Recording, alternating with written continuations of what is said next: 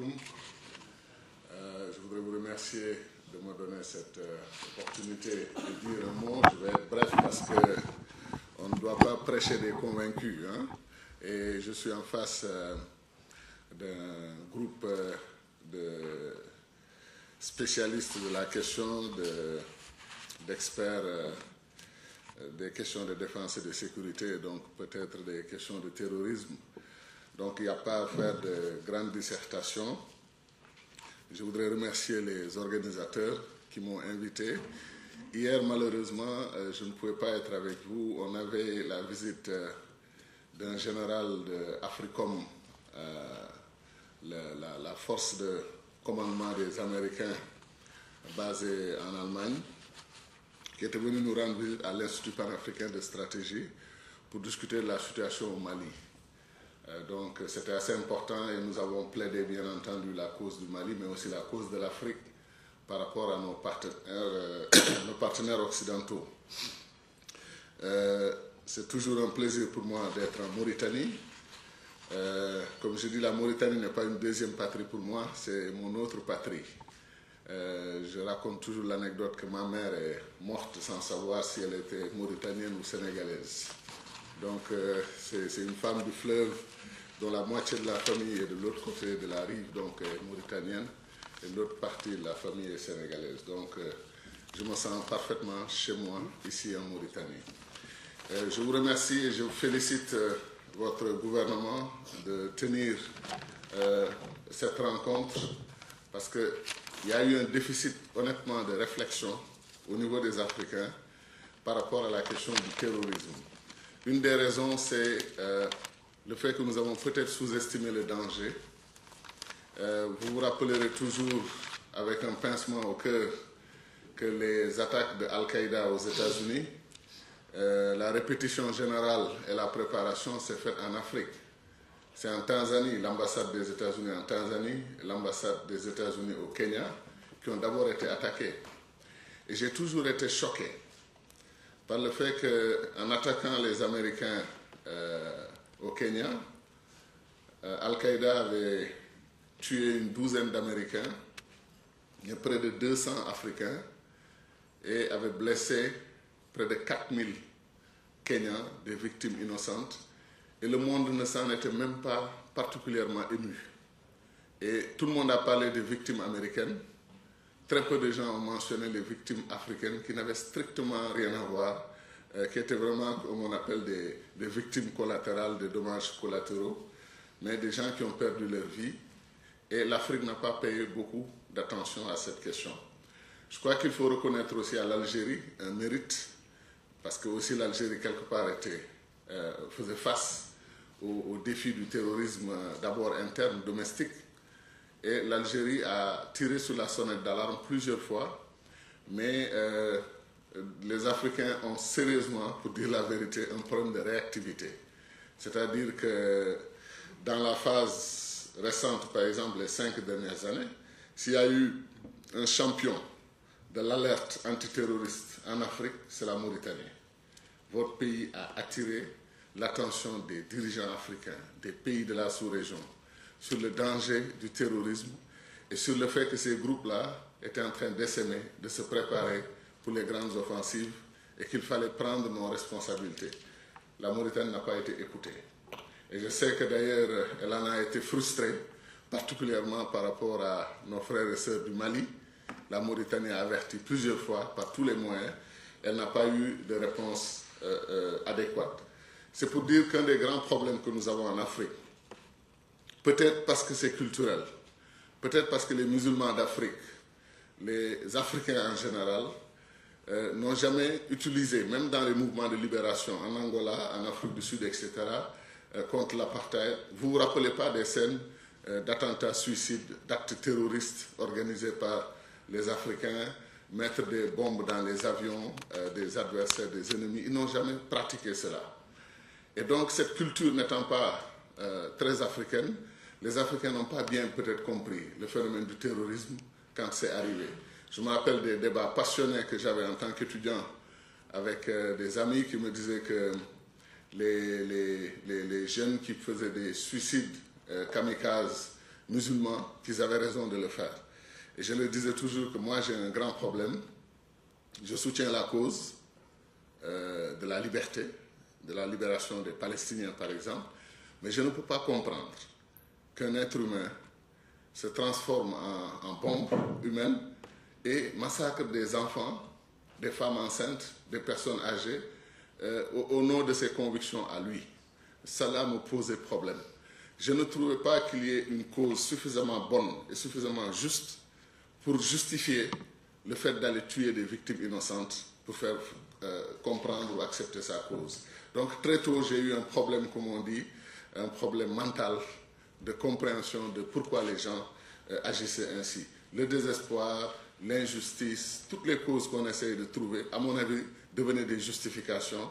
Chacun d'entre nous se réveille chaque matin avec 1000 raisons de désespérer de ce monde, d'être frustré pour plusieurs raisons, mais l'humanité, c'est aussi de comprendre que ce n'est pas nous qui déterminons le destin de l'humanité, si nous sommes des croyants.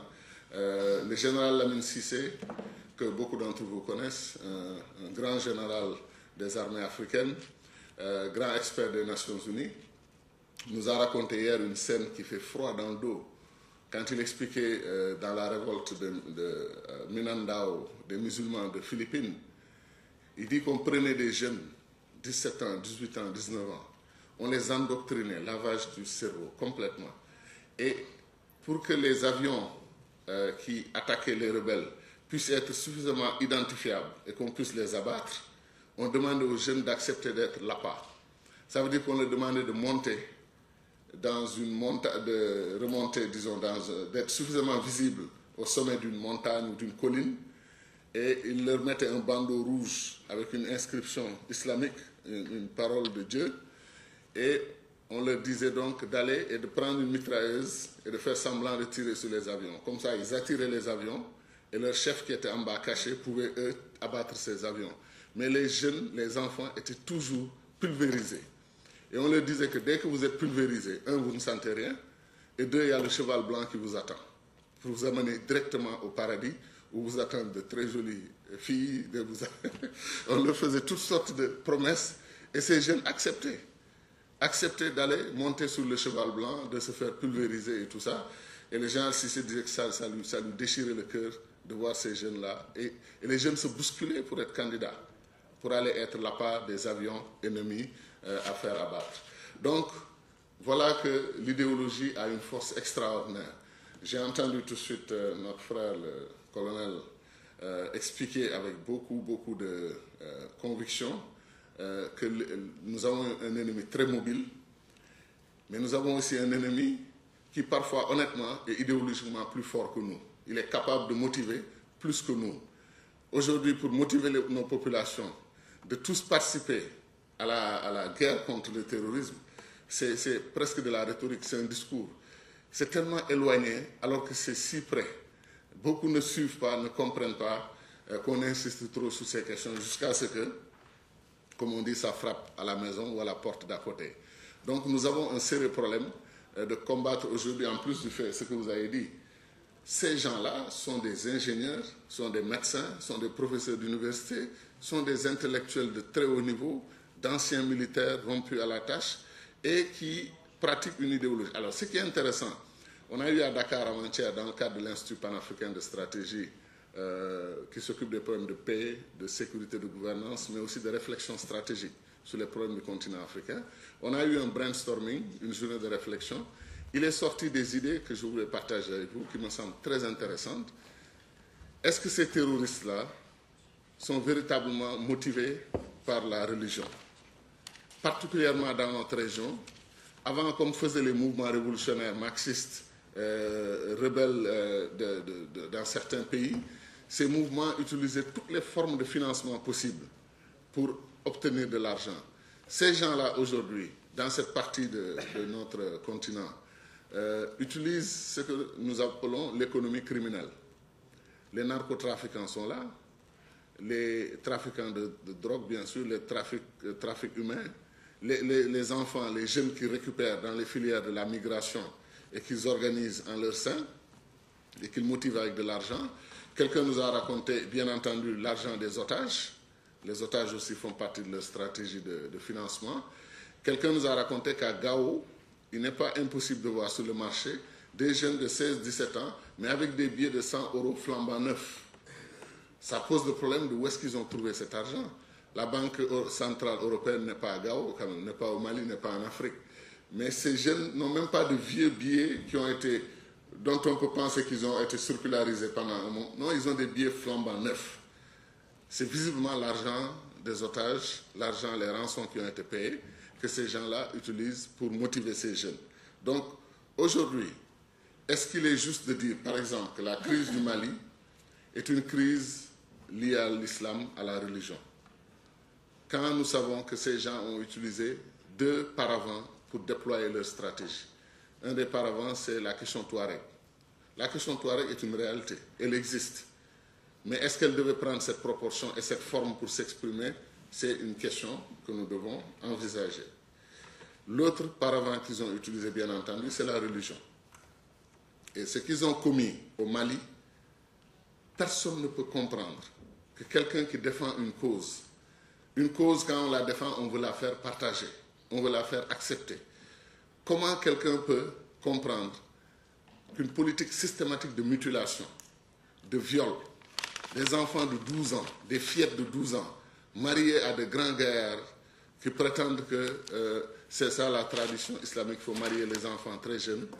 Et ces gens-là ont commis des atrocités et ont même accepté que ces atrocités soient filmées. Donc en réalité, leur objectif, c'était la terreur. Leur objectif n'était pas de faire partager leur pratique, leur point de vue, la charia. Ce n'était pas ça leur objectif.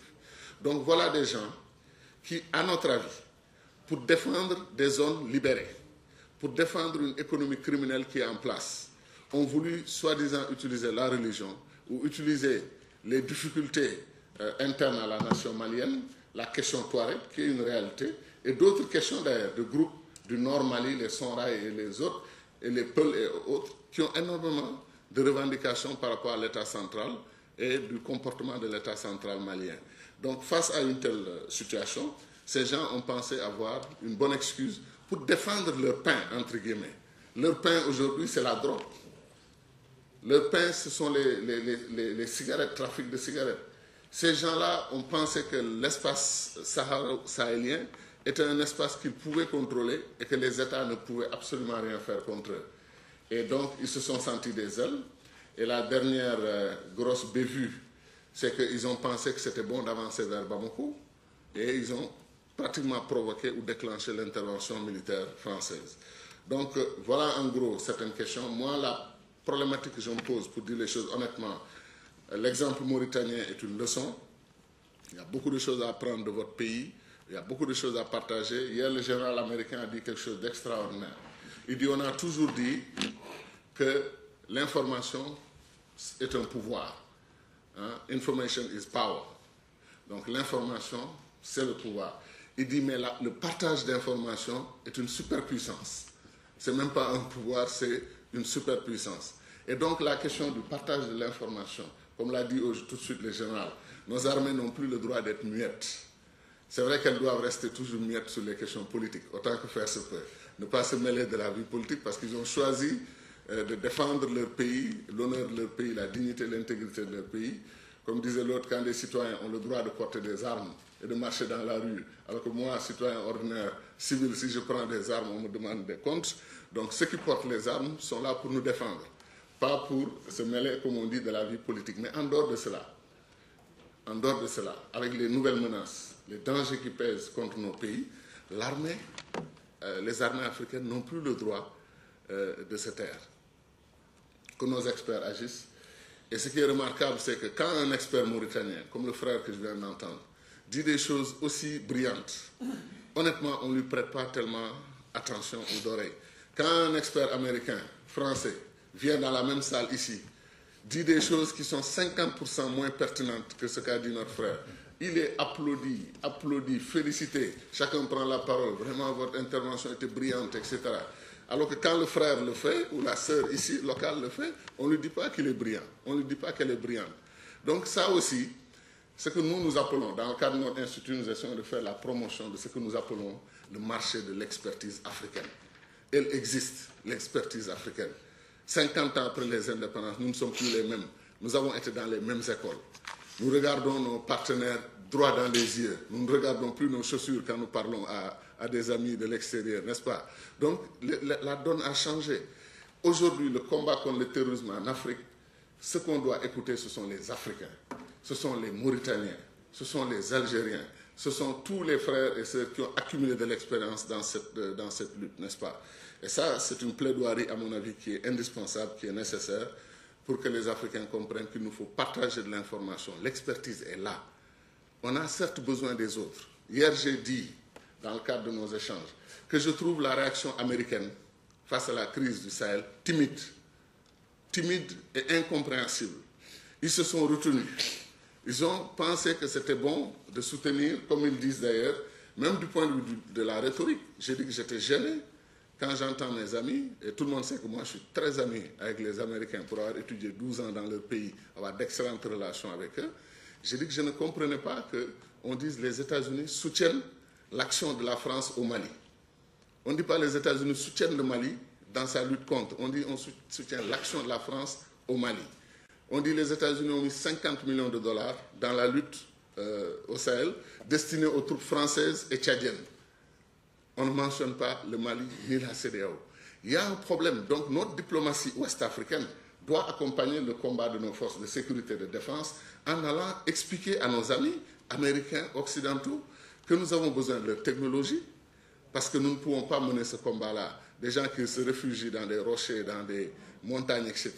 Les Français peuvent les détecter, peuvent les suivre, ils ont tous les armements nécessaires. Moi, je pense au jour où la France va se retirer du Mali et laisser des forces africaines sous-équipées qui n'ont pas de radar de surveillance, qui n'ont pas de machines de surveillance la nuit, qui n'ont pas de renseignements, qui n'ont pas de satellites. Comment ils vont mener le combat? Les djihadistes ont compris la même chose que nous.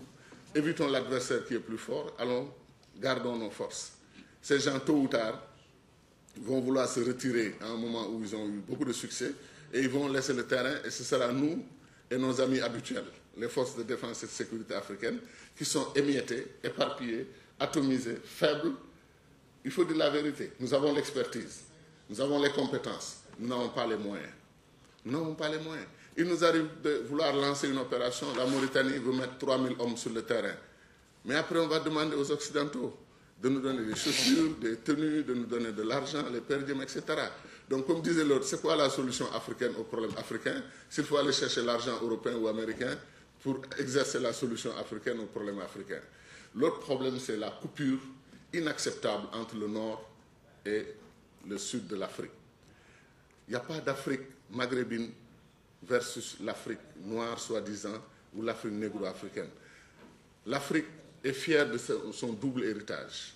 L'héritage berbère et arabe, nous avons le droit de le réclamer, comme les gens de l'Arabie ont le droit de réclamer cet héritage. Nous avons le droit, parce que ce sont des Africains fondamentalement. La division par le Sahara, l'Afrique subsaharienne, des concepts comme ça, nous ne devons pas les reprendre. C'est pour cela que moi je lance un appel. Le Mali, on ne peut pas gagner au Mali si la Mauritanie, l'Algérie, le Maroc n'apportent pas une contribution décisive. Parce que quand ces gens seront chassés, comme on dit chasser, quand vous chassez quelqu'un, il va quelque part. S'ils sont chassés, ils vont se retirer où? Se replier ou en Mauritanie, ou en Algérie, ou essayer de trouver une voie dans le Sahara, un lieu, un refuge. Si la Mauritanie, si l'Algérie, si le Maroc ne participent pas activement à l'opération qui est en cours, avec leurs frères et sœurs de la CEDEAO, de la CEMAC. Si ces pays-là ne participent pas, on ne peut pas régler le problème du Mali. Il faut dire la vérité. Et cette lutte contre le terrorisme, elle est partie pour être une longue lutte. Ce n'est pas une lutte qu'on peut régler en 1 mois, en 2 mois. C'est un long combat. Et je souhaite de tout cœur qu'on réfléchisse beaucoup. Encore une fois, je voudrais terminer sur un mot. Le terrorisme a remis en cause les frontières. Nous avons dans nos discussions d'hier et avant-hier dit que non seulement les frontières sont artificielles, comme on le sait en Afrique, mais plus grave, nous avons voulu l'intangibilité des frontières. Les terroristes ne comprennent pas ce langage et n'y croient pas une seule seconde. Eux, ils sont internationalistes. Eux, ils sont pour l'unité et pour l'intégration. Qu'est-ce que nous, Africains, pays africains, attendons pour être unis et intégrés? Seule une armée ouest-africaine, une armée nord-africaine peuvent prendre en charge ce combat. Aucune armée nationale seule ne peut combattre ces gens. Ils sont mobiles, ils ne reconnaissent pas les frontières. C'est pour ça que nous plaidons un nouveau concept, l'intangibilité des peuples. C'est plus fort que l'intangibilité des frontières. Et nous sommes tous des mêmes peuples. Le peuple sénégalais, le peuple mauritanien, le peuple malien, le peuple algérien, nous sommes les mêmes peuples africains. Tout nous lie. Donc il est temps de nous unir, d'unir l'Afrique et d'aller à l'assaut de cette grave menace qu'on appelle le terrorisme. Merci beaucoup.